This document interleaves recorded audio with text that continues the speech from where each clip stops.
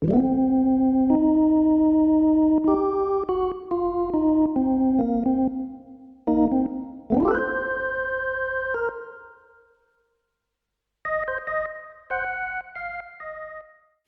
and welcome to Rob from the Internet Talks About Beer, a show where we discuss different styles of beer, their history, and their flavor profiles. I'm Rob from the Internet. Let's talk about beer.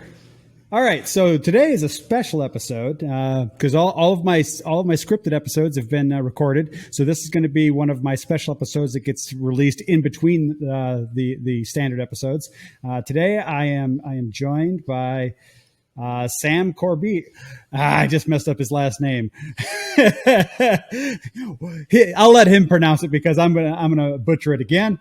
But he's from Sawdust City. He's a co-founder and brewer at Sawdust City, if I'm not mistaken.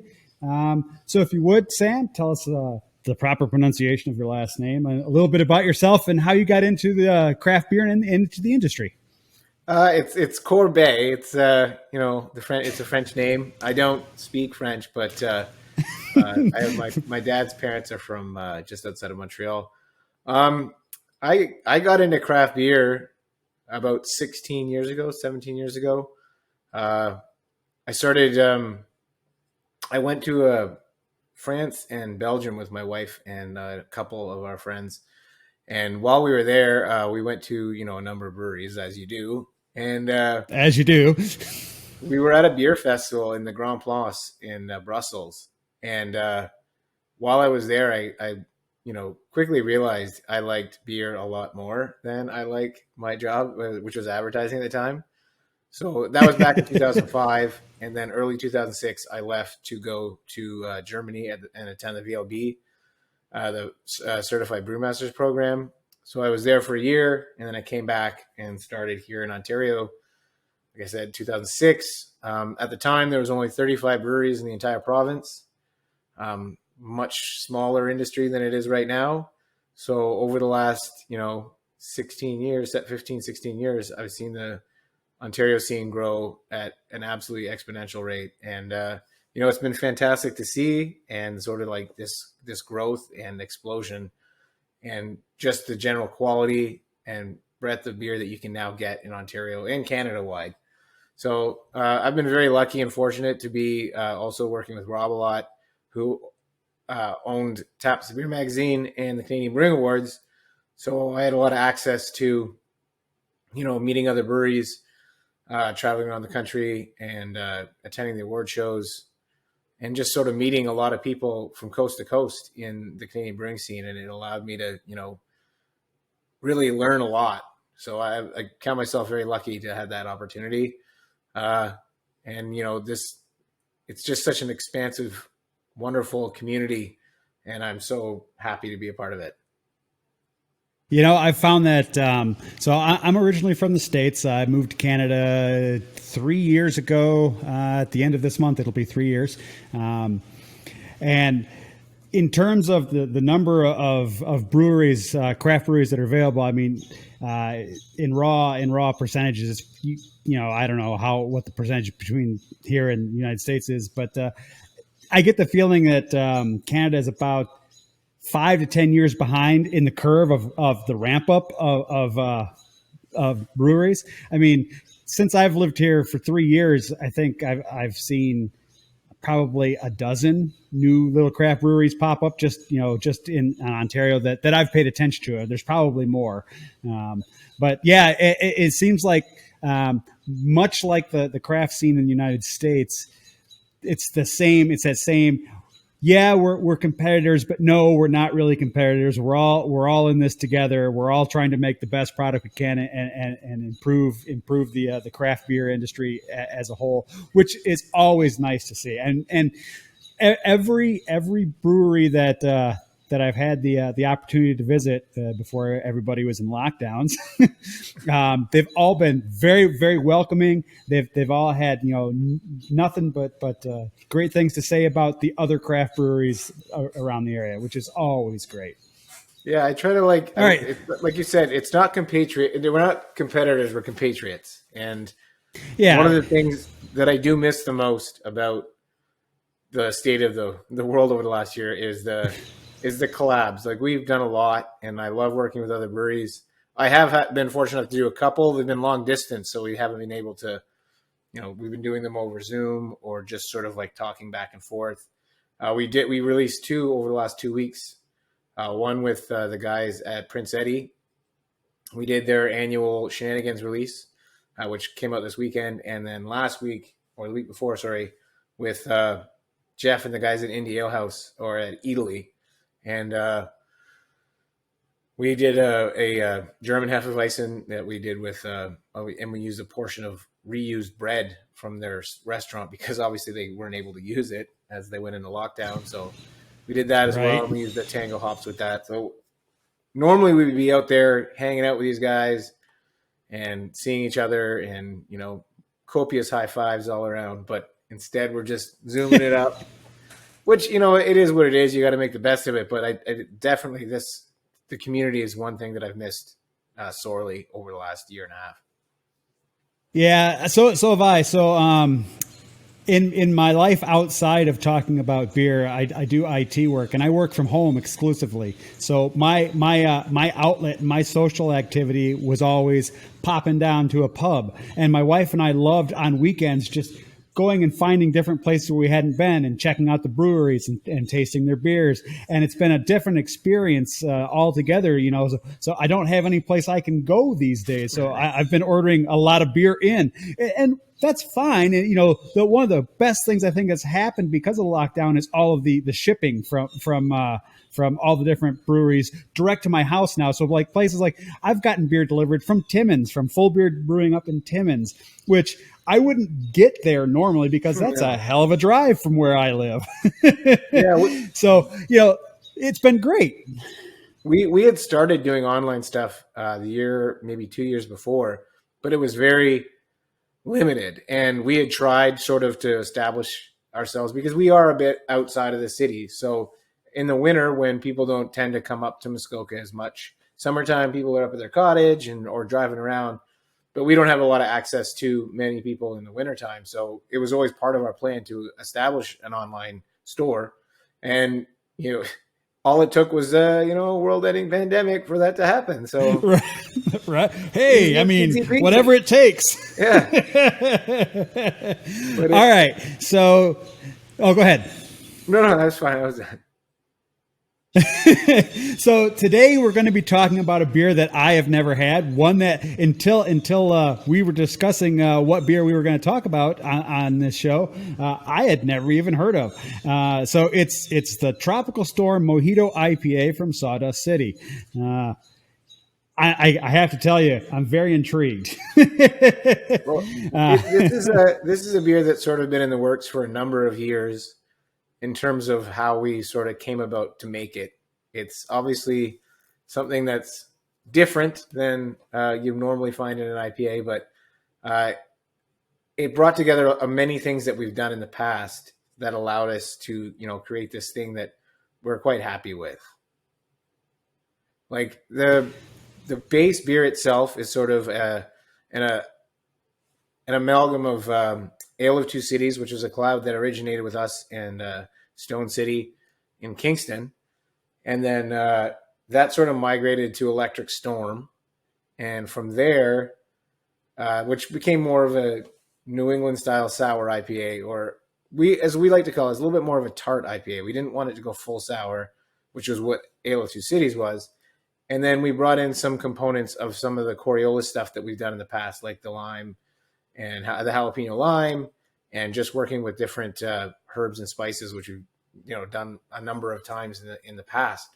So to create this, we brought all that knowledge that we've been gaining over the last 7 years, at Sawdust and Gravenhurst, and put it together to create this beer, which I think is super drinkable and a fantastic summer beer. And it's the only unfortunate part is it's 6.9, and I always just forget for at least the first couple, and then I quickly remember.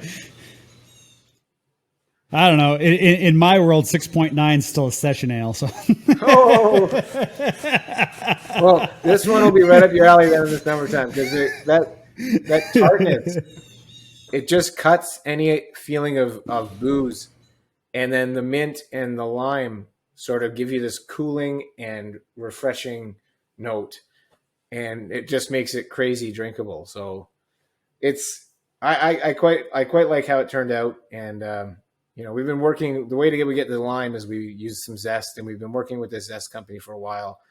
And we're pretty happy with our, sort of process on that. The mint was a new thing, and we were kind of wondering, like, we didn't want it to be over the top minty. We wanted it to be like just in the background, and it's exactly what comes out. Like the lime's very much in front, but right at the end, you just get this cool mint refreshingness that totally works. And even with the bitterness from the hops in the IPA, that sour helps balance that out, and you're left with something that's, I find, very drinkable. Yeah, well, looking at the can, it says it's 42 IBU, so that's not terribly bitter.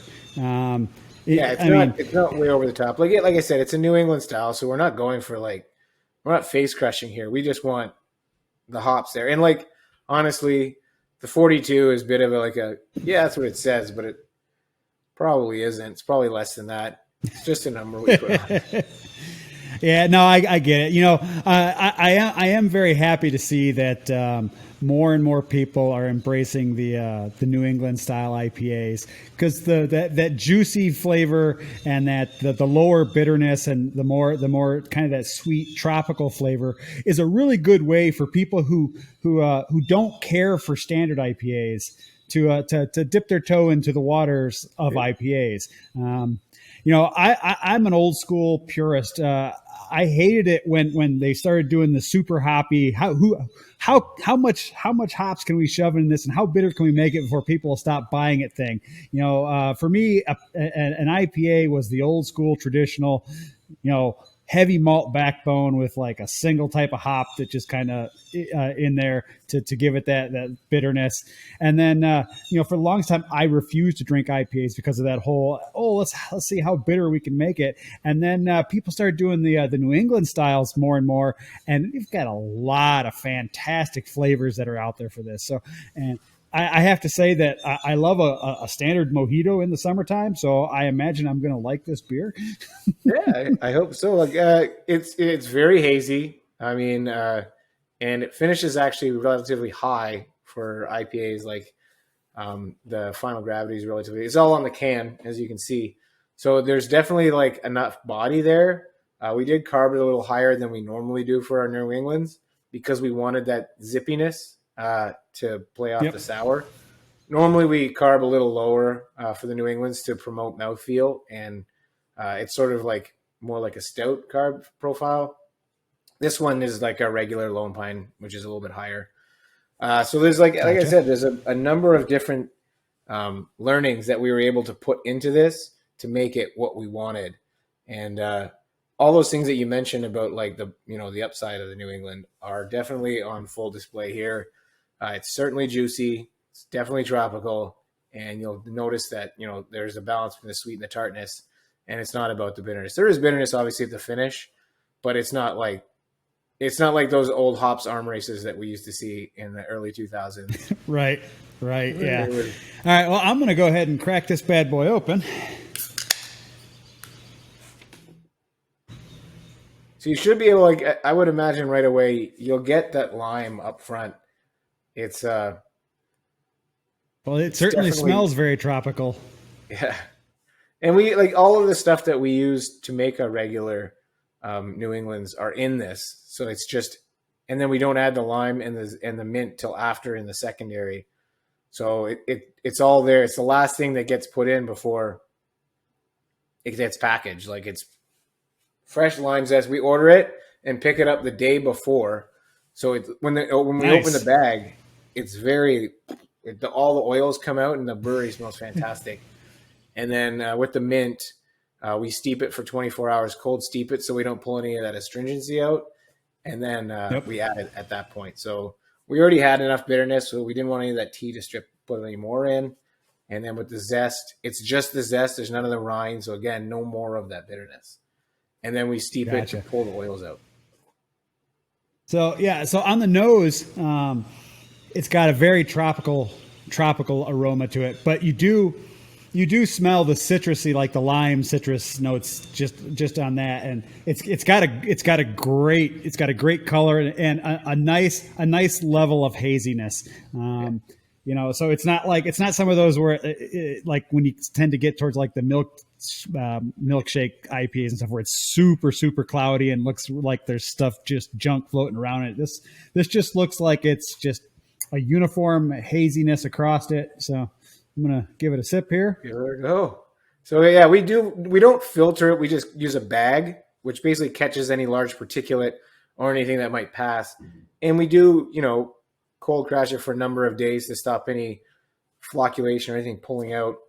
So there is a lot of, the end of the run process is pretty important because we want this beer to last a while on the shelf. And sometimes IPAs get rushed out and they fall apart too soon. So it's important for us to establish shelf stability and, make sure it lasts a while.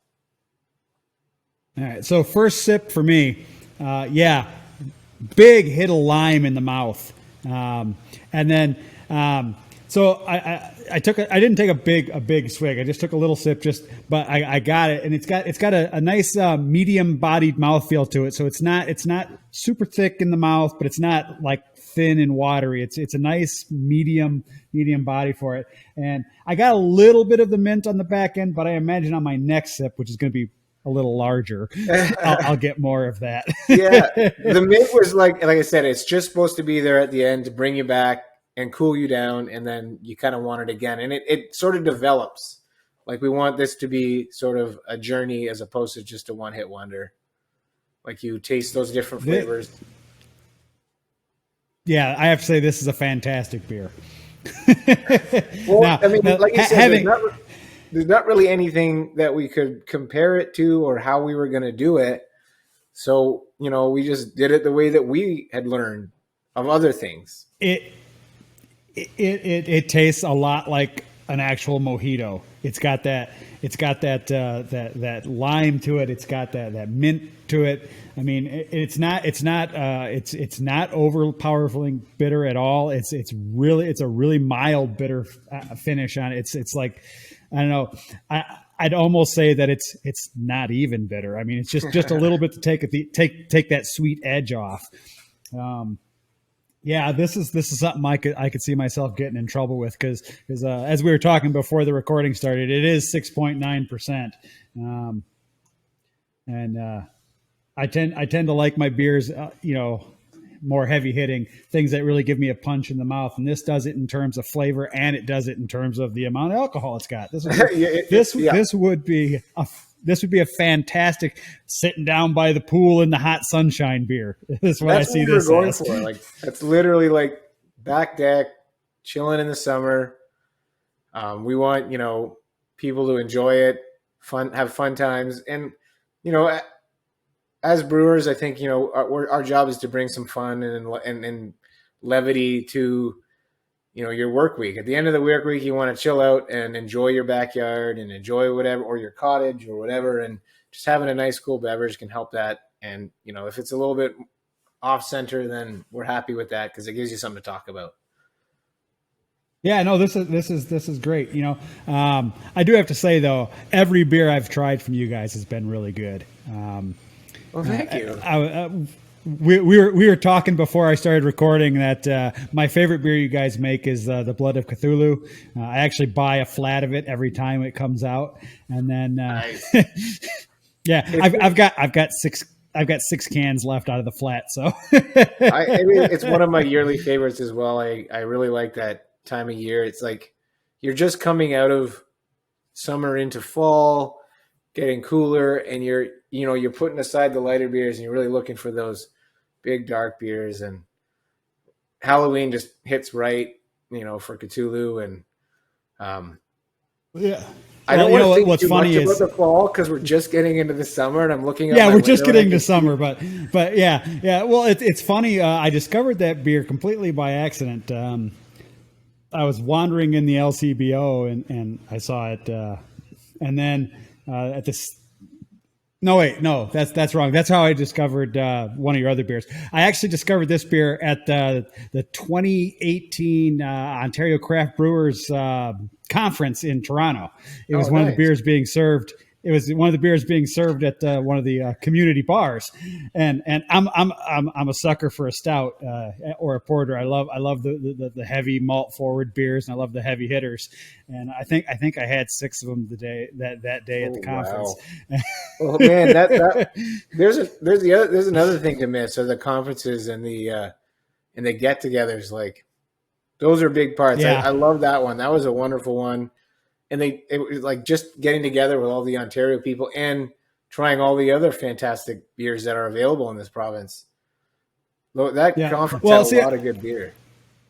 it did. And the reason I went to it is because my wife and I were considering starting up a brewery. We were looking at the feasibility of it. So we wanted to go to the conference and see what all was there, and met with a few other people. I mean, we met a few people who own breweries. So like we got to know the people that own Grain and Grit. We got to know the people that own Steel Wheel Brewing here in Brantford. I mean, we met a few people. We've made a few friends from it. It's been great, and it gave me some insight into the crazy liquor laws and things that there are here in Ontario. There are some crazy ones. Yes.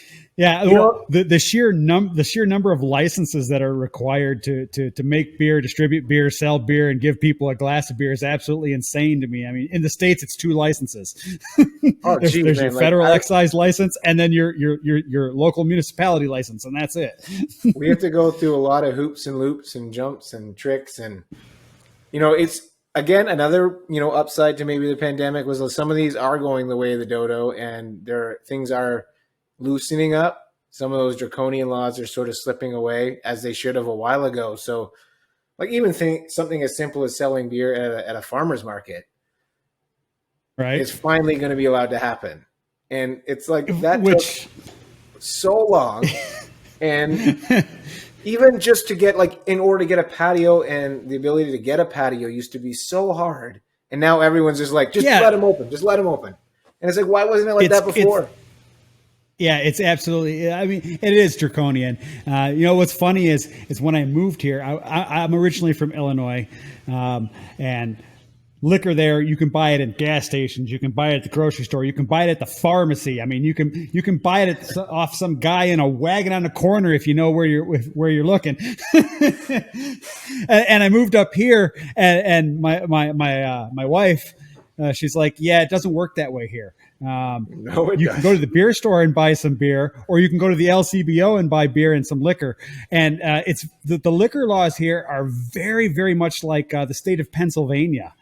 They've got the same weird draconian laws about, but they take it even farther there. It's like, well, you can only buy this much beer from this brewery per year. They're like, What? yeah. So like these you can only buy a certain amount of any brand of beer. So the breweries have actually found kind of a workaround to it that every beer they release is a new brand of beer so that they can That's sell so more of it. silly. It's absolutely insane. I Wow. mean, and the laws up here, the laws here are equally nuts in my opinion, coming from someplace where liquor flows like water no matter where you're at. Now, One day we having aspire said to that, be though, yeah, well, that's neither here nor there. I mean, it is what it is, and hopefully they keep some of the restrictions that they've loosened, keep them that way, or even get rid of some of them. I mean, it would be nice to not have to have so much overhead associated with just trying to be an artist like you guys are in the craft beer industry. Yeah. And ultimately that was the laws and the sheer number of hoops you had to go through was the thing that kept me and my wife from opening a brewery. So, Like, if you want to we're like, sell packaged product, the amount of between taxes and the cost of ingredients, like that's why the prices of beer has been going up as it is, because you still have to make enough to make a business. As much as you want to make beer as cheap as possible because you want everyone to have it, you can't do that, because if you do, you will go out of business. And yeah, you know, it takes a certain amount of people to run a brewery. There's a lot of people that, you know, you don't see necessarily behind the scenes, and, you know, we have to pay them a wage that they A deserve. living wage. And yeah, Yeah, like, you got to be able to pay them a living wage. So and it's very expensive. The taxes are huge, and the cost of like even the can and what the LCBO takes. If you could just sell at your front door and that was all you ever could do, that would, you know, that would be okay. But, you know, it's not really set up that way. And, yeah, you know, you depend on the LCBO, you depend on the beer street, you depend on grocery to get your product out there. But they do take, you know, a portion of that right off the top. So there's even less to split up. yeah, no, and yeah, I mean, there's a lot of hands in your pockets. I mean, I get it. I looked when we decided we couldn't do an actual brick and mortar. Excuse me. It's okay. Carbonation. When we decided we couldn't do an actual brick and mortar brewery, I had even looked into seeing if it would be possible for me to brew the stuff, you know, from a location and then only sell it like from like a food truck style, only sell it like at beer festivals. And there are zero provisions for that in Ontario liquor laws. They're like, no, you can't do that. It's like, I don't, it's like, do you not want to make money? There's no thinking outside the box. It is like, there is a box. Yeah. You must remain inside it. And up until last year, we were all in that same box. And I mean, when I first, you know, when we started looking at Sawdust and doing all the, you know, all the licenses and everything, like, it was a process. And then now, you know, when I talk to other young brewers who are starting or anyone who's opening a brewery and they ask about all the licensing stuff, and I wish I remembered half of it, but like, it was for us now 7-8 years ago. And I happily forgot that as soon as it was done. It was like, I don't want to deal with that anymore. That was like a year and a half of my life. I'm like, I wish I could help you, but I don't remember anymore. And I'm sure things have changed, but that was like every couple of weeks, it would seem like we had this one more hurdle to overcome. And then it was like, and then another one, but right. So tell me a little bit about the brewery for people who might watch this video who don't know anything about Sawdust City. Okay, so this is going to be our 10th anniversary. The first 3 we spent as a contract brewery as we were building our facility. So we've been open in Gravenhurst for 7 years. This August will be our 7th year. Rob and I had always planned on opening in Gravenhurst, but our original plan was to build a brewery on the water, and it was going to be like a boat up brew pub. And Rob had purchased some land down on the wharf in Gravenhurst. And as we started to, you know, develop the plans and get everything in order to break ground, I had gotten a job at the Niagara College, and I was helping John teach out there. And while I was there, we started contract brewing out of their facility. And then we decided, hey, let's sell this to bars. Let's sell this to LCBO. And we started, you know, getting sales. And by the time, you know, the first couple of batches went out, then we went to Black Oak and we started bringing more there. We actually installed a few fermenters of our own at their facility. And then, you know, 2 years in, we realized that our brew pub was going to be too small to house the project that we wanted. So we scrapped the brew pub idea, and Rob purchased the old Canadian Tire, which was in the downtown core of Gravenhurst. All big box stores now live on the outside of town. Downtowns don't exist anymore. They're very small town Ontarios or all across North America sort of have suffered from that. So we were able to bring some business back to downtown, fill one of the large buildings that was sitting vacant for 4 years, and you know, put a place in it that the community could come to, and, you know, back when the community could go outside and enjoy beer, come to Sawdust, and you know, we had lots of different events, and, you know, it was a, you know, big part of our pride was to be a community hub, so that was very important to us. We have our mug club for people that can, you know, come in and their mugs on the wall. We have our beer club that we do for mailing out beers. You know, we really want it to be a place where you feel comfortable and inclusive for everybody. You know, that's sort of our ethos. And, you know, we make beer for everybody. And if there's not a style that there's always a style for everybody. So we try to cover off as many of those as possible. I'm a bit of a vagrant drinker too. I don't typically drink the same thing twice in a row. I just move around, and I like to vary the styles. So unfortunately for all our marketing and salespeople, I always constantly have all these different styles that we're making and force them to develop brands all the time. No, how dare you make more good beer? we have made a concerted effort to bring in the amount of styles. We still do a lot, but like a couple years ago when we did 52, we decided not to do that anymore. That's like a different style every week. Oh, that's what we did. We released the beer every week for a year in 2018. So, and it ended up being like, that was 52 outside of our core brands and outside of recurring brands. So it ended up actually being like 67 different beers, unique beers that we released throughout that calendar year. And that's nuts, man.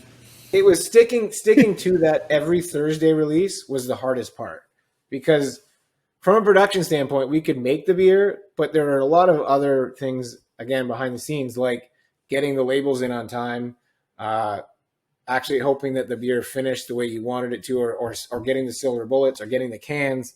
So if any one of those pieces fell, you had to have a backup plan. So we typically had you're hosed. I did not want to fail. I'm like, it was like failure was not an option. So we always had at least 2 sort of backup beers that were conditioning, like can conditioning or something from our barrel program, that in a pinch we could just insert if one of those steps in the marketing or packaging of a beer didn't follow. And it happened literally the second week of the year. It was like, well, shit. Okay. Pull out that other one. So like, of course it was, it was a fun experiment, but and I'm happy we did it. And that was actually that's how we wanted to sort of first push to online, was that we wanted to see if we offered a beer every week, would people order every week? We wanted to develop this sort of like routine of ordering beers. And that was like I said, back in 2018, 2019. So we've been trying to get this online thing going for a while. And now we have a great online sales team. They've really developed a good program. We've stuck with the beer club. This is our 3rd year. It started with the 52 pickup club. And then we went, the last 2 years have been just a straight beer club where you can sign up for 3, 6, 12 months. You can get 2 of each kind, or you can get 1 of each kind. And we often we'll do tastings. We'll send little extra stuff to them for being part of the beer club. And it's just a way for us to give back to the people that really support us. Yeah, no, I get that completely. So a friend of mine owns a brewery in the Milwaukee area. He actually opened his 2nd location in the Milwaukee area. And he has a mug club that my wife and I were annual members of for the longest time. And then he was looking to do the expansion for his 2nd location. He offered a lifetime membership. So I jumped on the chance. So even though I'm not able to go there right now, I have a mug hanging up in the location, just waiting for me to show up to get my 20-ounce pour for the price of a 12-ounce pour. Well, yeah, that's what it is too. Like we have a little bit more, like we get the mugs created by local artisans, and every year they rotate. You can leave it up, but we have we have people that, they're not up here in the winter, but come summertime, there's the mug waiting for them.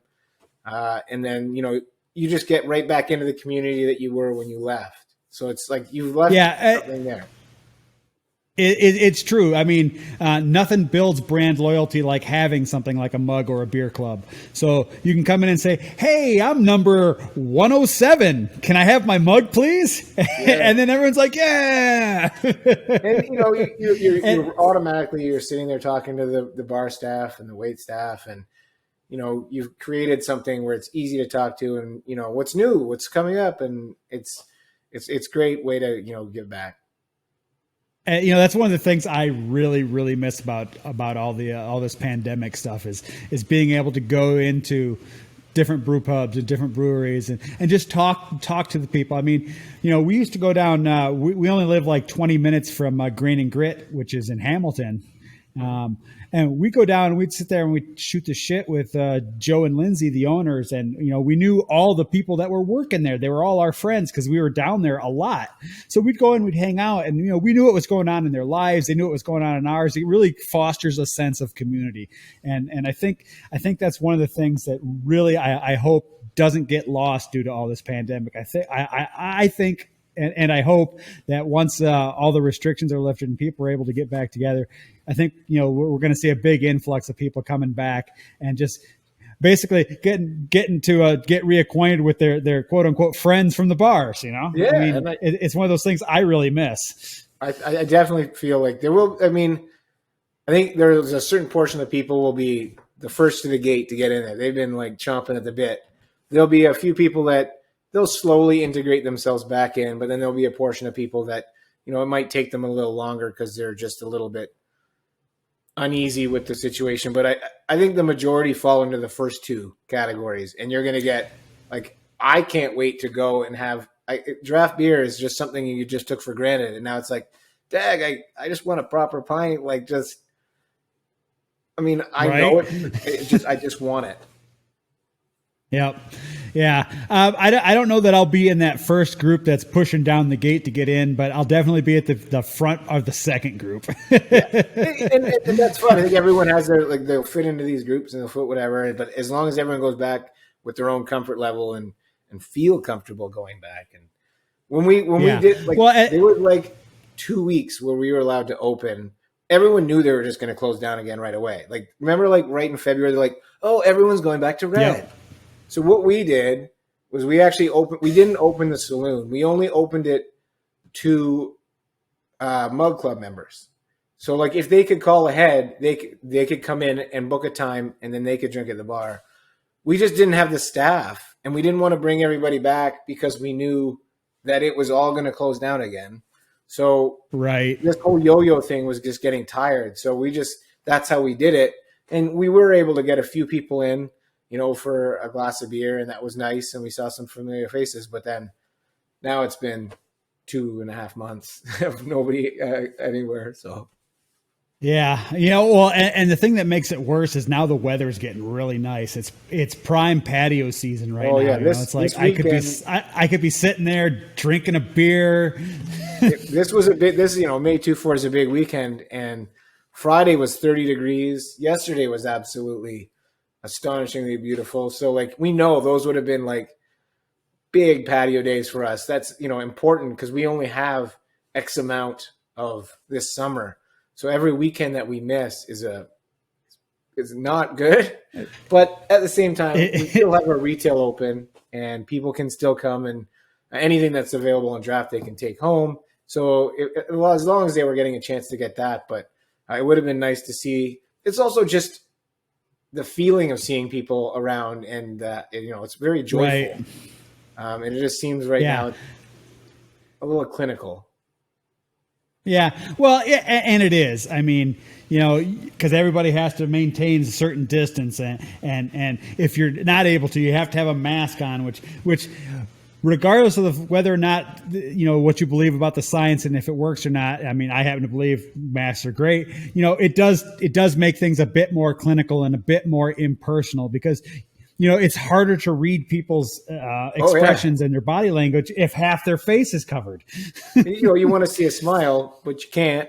And you could sort of see the eyes. Maybe you can see a smile on it, but it's not the same as like a big toothy grin and just talking with people. Yep. It's nice to, converse, and it's harder to be a community hub when you've taken away the thing that made it a community hub. Right. No, yeah, I definitely get it. I mean, and every weekend that you guys can't have people there is like a shot to your wallet. I mean, your bottom line suffers because your service industry, regardless of the fact that you manufacture and you distribute online, you guys are at heart, all saloons and all brew pubs are service industry, and, not being able to service people the way you're used to, it does hurt. I mean, I get it. That being said, I think, Ontario is doing a great job. They're getting out there. They're getting vaccinated. All the numbers point to, a cheery end of summer. So I, for one, will take the optimistic rose-colored glasses and say, by July we'll be mostly back to regular, and we'll have that saloon ready to go. This patio will be ready to go, and hopefully we'll see. We unfortunately won't be able to do Funk Fest again this year, but it will happen, in the future. So, I will be optimistic as much as possible. All right. Well, we've come to the end of another show. This is typically the point of the show where I give a shout out to a brewery that does a style similar to the one that we're discussing. But since no one else I know of does this style, I'm not going to be able to do that today. But how about this? How about this, Sam? You got anything special coming down the pipe that you want to let people know about? We have a couple of versions of Limberlost coming out. I love the blueberry one. So this year we're going with we have a blonde and a brune. The blonde is 7.2%. It's got some lemon zest in it. It's very tart, super funk forward. The brown is a brune, more malty. It's got like cherry cola vibes, some lighter funk, and a little less alcohol, but a nice sort of glass of dark sour beer. Then we gotta love a good brewing, man. Yeah, I really like how this one's been conditioning for 7 or 8 months. It's right where we like it. We have a rosé that we made with grapes from Malivoire. It's called the Big Pink. It's fermented only on the natural grape yeast. There's no hops, and there's no brewer's yeast in this.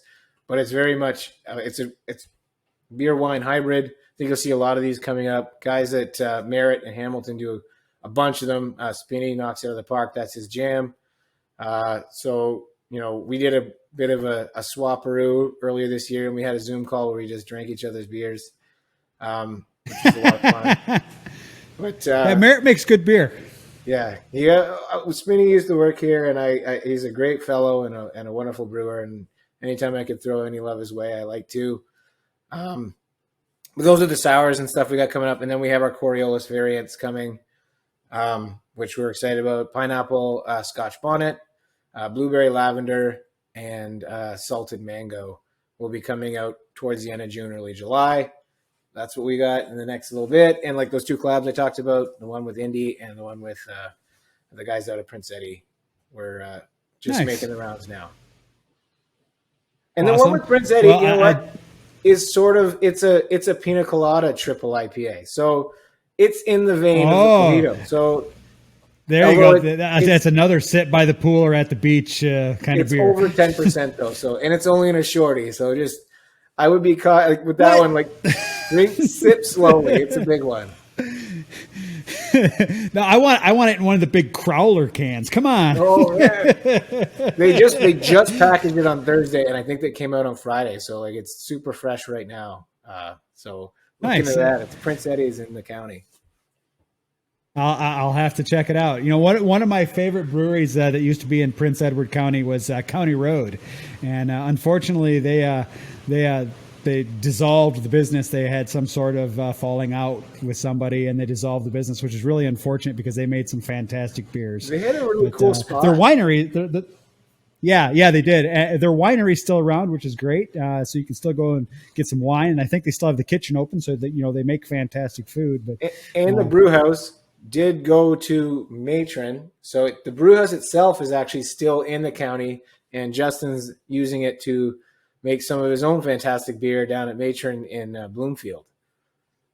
Matron makes fine beer, as they say, fine beer, Matron fine beer. They do make some fine beer. What's funny is I actually looked into buying the brew house from County Road when they closed up, because I thought it'd be great to, because like I said, we were looking at starting a brewery, and I was like, oh, well, I mean, okay, if they're closing theirs, maybe I can buy their equipment. And really, I just wanted to buy some of their recipes because they made a maple Belgian double that was absolutely to die for, and they had a dark sour cherry goza that was really good too. I like their stuff. I just happened upon it one day when I was driving around the county. I'd been in there the night before doing a collab, and I was waiting a couple hours to drive to Kingston, and I just happened upon it. And then I ended up sitting there and talking with the owner for longer than I should have. And it was a lot of fun. It was great. I love the county. And I got a chance to try some fantastic new beer from the county just this weekend. The guys from Slake, which are just opening now. Nick, their brewer, sent me some beers, and they were all fantastic. There's a lot going on in the county right now. So many good breweries.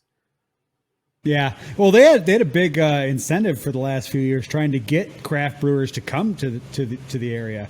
I remember when I was looking into starting a brewery, they had all sorts of promotional material for stuff, tax incentives and things like that for you to open your brewery or your winery there. It was really cool. I mean, it was and it looks like it's paid off. I mean, they've gotten a few new breweries up in that area lately. So yeah. All right. Well, I'd like to thank Sam for being on the show today. Thank you for taking time out of your busy schedule, brewing all sorts of beers and things like that, for being on the program. If you've enjoyed this show, please subscribe. If you want to be notified when new episodes come out, just click the little bell. Please feel free to leave any questions, comments, or suggestions for a beer style you'd like me to talk about, and I'll try and find a guest to have on. Other than that, until next time, cheers. Thanks, Sam. Thanks a lot, Rob. Thanks for having us. Really appreciate it.